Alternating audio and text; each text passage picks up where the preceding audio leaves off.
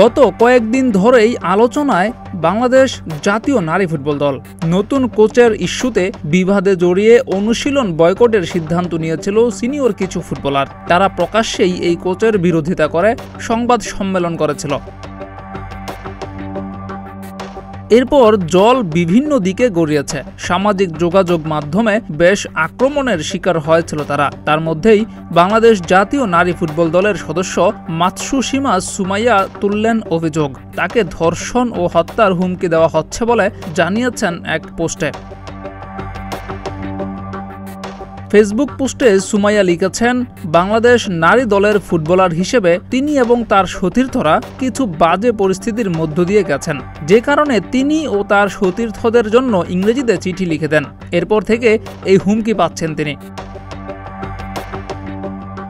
তবে সুমাইয়াকে নিয়ে রটনা রটে যে চিঠিটা বাফুফে সভাপতির কাছে পাঠানো হয়েছে সেটা নাকি তার লেখা নয়। ফেসবুকে কতিপয় মানুষ এবং কিছু সংবাদ মাধ্যম উল্লেখ করেছে যে এটি আগের কোচ পল স্মলি লিখে দিয়েছেন। সুমাইয়া চিঠিটি নিজে লিখেছেন বলে দাবি করলেও সেটি বিশ্বাস না করে তাকে বাজেভাবে মন্তব্য করেছেন অনেকে। স্ট্যাটাসে বিষয়টি উল্লেখ করে সুমাইয়া লিখেছেন, আমার এবং আমার সতীর্থদের জন্য আমরা যে পরিস্থিতির মধ্য দিয়ে গেছি তা সম্পর্কে ইংরেজিতে একটি চিঠি লেখার ন্যূনতম ক্ষমতা আমার আছে।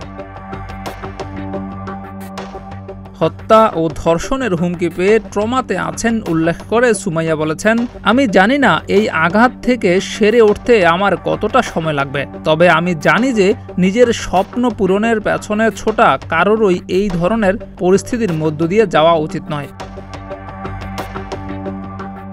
জিয়াউর রহমান, প্রতিদিনের বাংলাদেশ।